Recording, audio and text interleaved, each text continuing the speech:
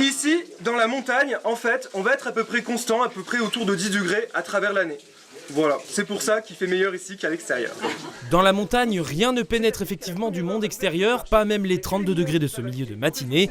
Si le casque et la lampe sont fournis pour la visite, la veste en revanche...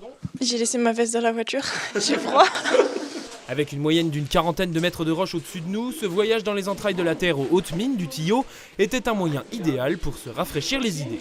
J'étais venue il y a très longtemps, il y a 25 ans, ça m'avait plu et puis je sais que ça a été aménagé depuis, donc voilà, on avait envie de...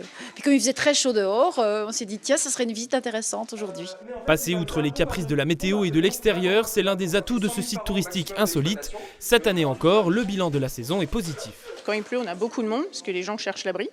Et quand il fait très chaud comme aujourd'hui, on a aussi beaucoup de monde parce que là, ils cherchent la fraîcheur. C'est une très belle année. L'année dernière, on avait déjà fait un beau record avec plus de 25 000 visiteurs.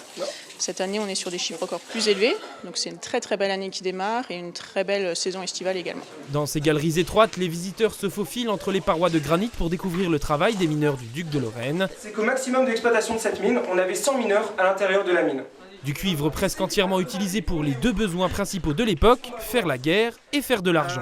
Donc principalement avec le cuivre qui va sortir de cette mine, on va faire des canons et de la monnaie. Une extraction manuelle et laborieuse qui subira une petite révolution en 1617 avec l'arrivée de la poudre noire, une première en Europe. Et tandis que l'on déambule dans un peu moins de 300 mètres de galerie, c'est déjà le retour à l'air libre et chaud.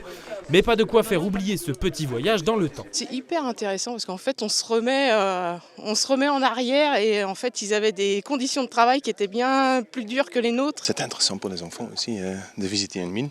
Le petit n'a jamais fait, donc c'est la première fois qu'il est en train de grimper à l'intérieur d'une petite montagne. C'était intéressant mais un peu étroit. L'expérience peut ensuite se poursuivre en autonomie à l'extérieur au sein du parcours découverte, ainsi qu'à l'espace musée au Tillot qui conserve des outils d'époque et des maquettes pour mieux comprendre le quotidien des mineurs et leurs méthodes d'extraction. Un parcours de visite qui va continuer à s'enrichir. Là, il y a un gros projet d'agrandissement sur le parcours de découverte en extérieur parce qu'il y a beaucoup de vestiges encore qui ne sont pas visibles par les visiteurs. Donc il y a notamment des bâtiments, des chefs de mine et du maître des engins qui sont encore existants mais pas encore visibles. Affaire à suivre donc, les hautes mines du Tillot, c'est à découvrir jusqu'à la fin de l'été de 10h à 19h.